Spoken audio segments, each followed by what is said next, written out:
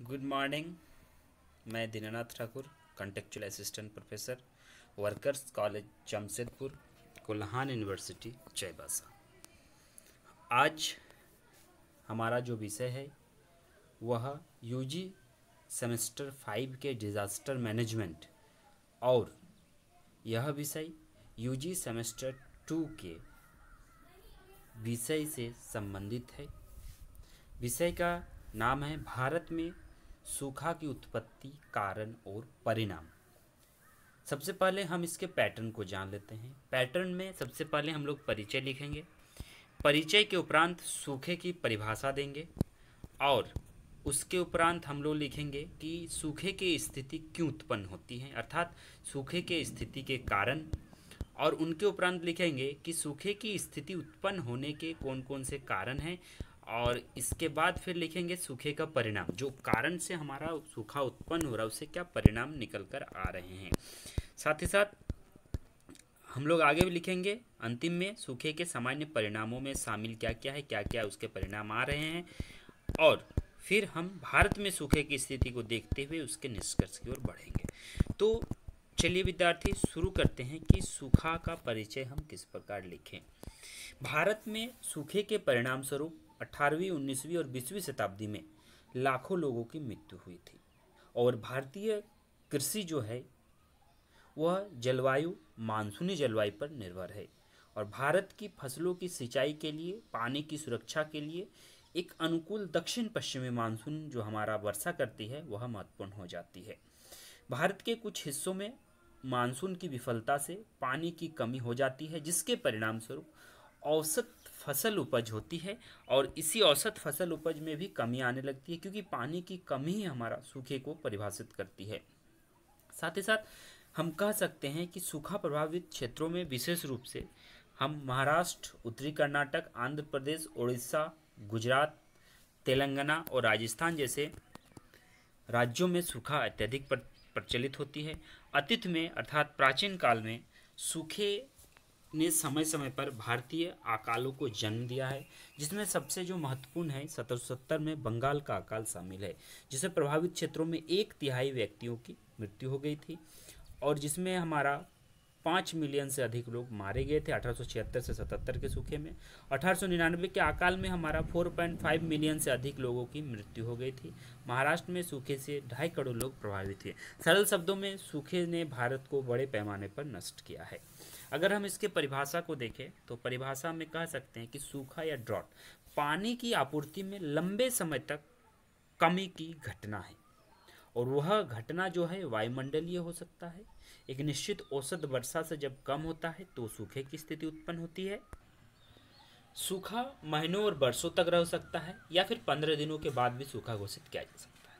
इससे प्रभावित क्षेत्र में पारिस्थितिकी तंत्र और कृषि पर पर्याप्त प्रभाव पड़ता है, अर्थात स्थानीय अर्थव्यवस्था को भी इसमें नुकसान होता है।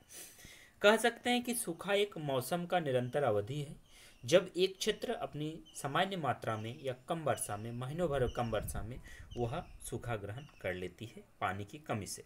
सूखा एक प्राकृतिक आपदा है जो आमतौर पर धीरे धीरे होती है, और यह तय करना अक्सर मुश्किल होता है कि सूखा कब शुरू हो रहा है, कब खत्म हो रहा है।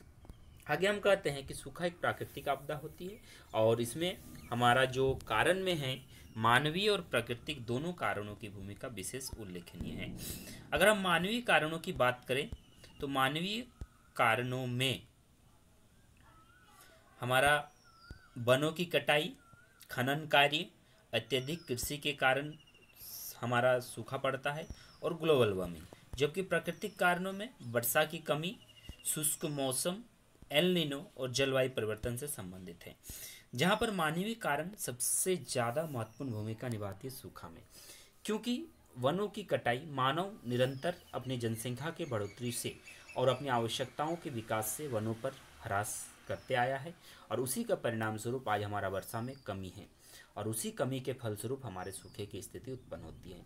खनन कार्य के माध्यम से भी निरंतर नए नए गैस उत्पन्न होते हैं जो हमारे पर्यावरण में जाकर प्रभावित करते हैं, जिससे वर्षा में कमी होती है।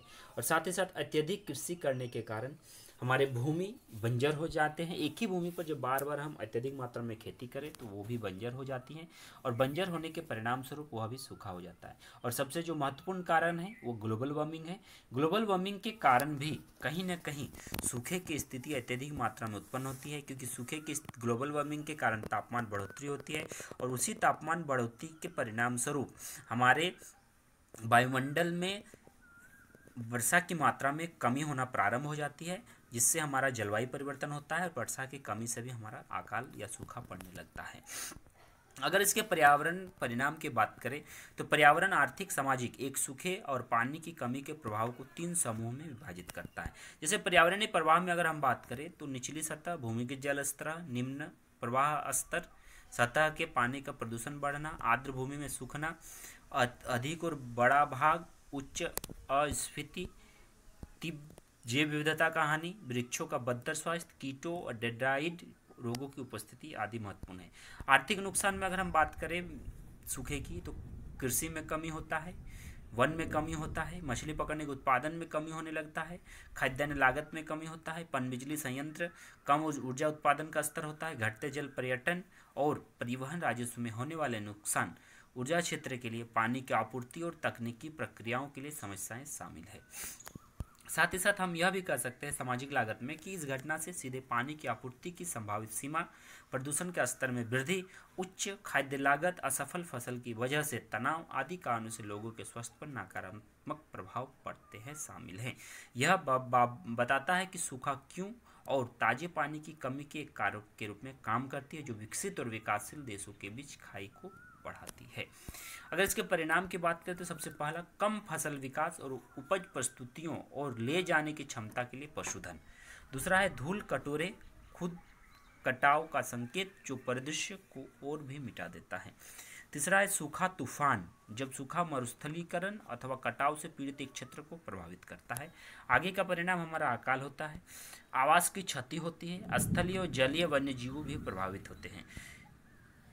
सूखा से भूख की मात्रा में वृद्धि होती है, क्योंकि फसलों का समर्थन मूल्य जो है वो कमी हो जाती है। साथ ही साथ मानव के कुपोषण में वृद्धि होती है, निर्जलीकरण हो जाता है, रोग में वृद्धि हो जाती है।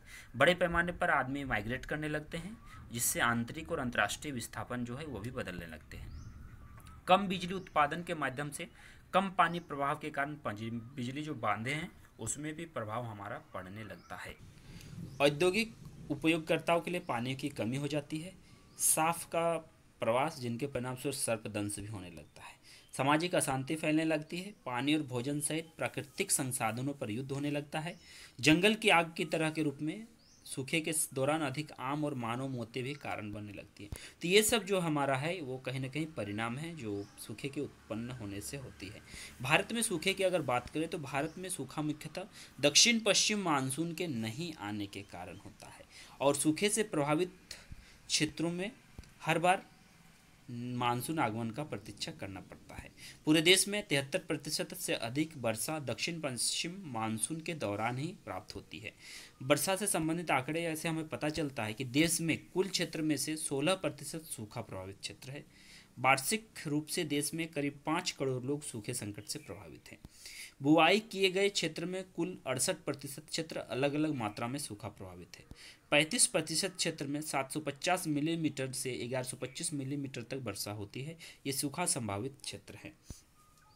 देश के शुष्क 19.6%, अर्धशुष्क 37% और उपनमी 21% क्षेत्रों में अधिकतर सूखा संभावित क्षेत्र पाए जाते हैं, जो कि इसके कुल जमीन वाले भाग 32.90 करोड़ हेक्टेयर का 77.6% में फैला हुआ है।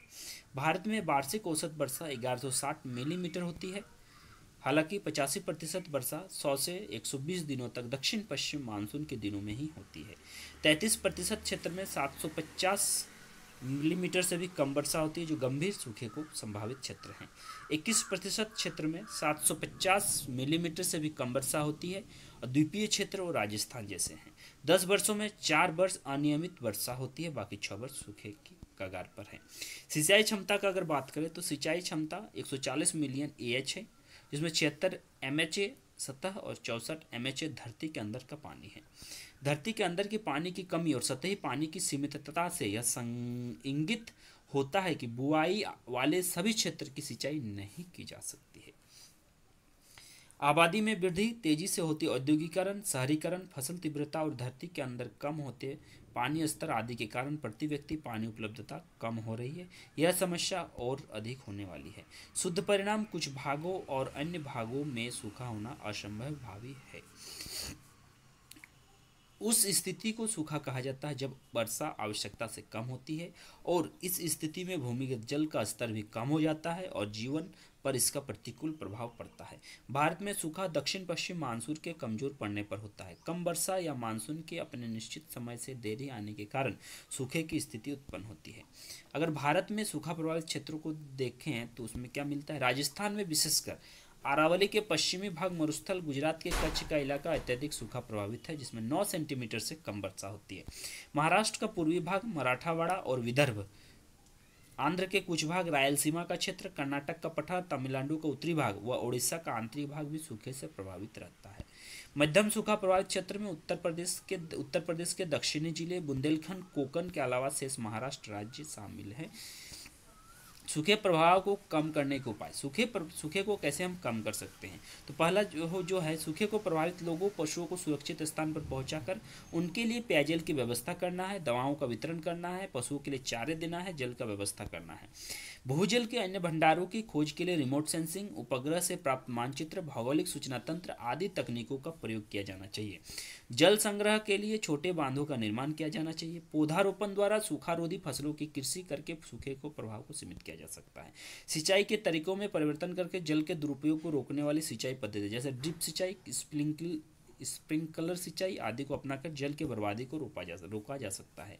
जलवायु परिवर्तन और जल उपभोग में अनियमितता के कारण सूखा लगभग प्रतिवर्ष आने वाले आपदा बन गया है और उचित जल प्रबंधन तकनीकों को भी हम कम कर सकते हैं। जल संग्रह के लिए छोटे बांधों का निर्माण किया जाना चाहिए। पौधेरोपण द्वारा सूखारोधी फसलों की कृषि करके सूखे के प्रभाव को भी हम सीमित कर सकते हैं। जलवायु परिवर्तन और जल उपभोग में अनियमितता के कारण सूखा लगभग प्रतिवर्ष आने वाली आपदा बन गया है। उचित जल प्रबंधन तकनीकों को अपनाकर सूखा प्रबंधन के कारगर उपाय करके इस समस्या के प्रभाव को कम किया जा सकता है। तो विद्यार्थियों, ये था हमारा पूरा नोट्स है सूखा का, आप लोग के लिए तैयार किया गया है। आप लोग इस वीडियो को देखें, समझें और अपने आने वाले एग्ज़ाम्स के लिए तैयार रहें ताकि आप लोगों को अच्छे से प्रिपरेशन हो जाए। धन्यवाद।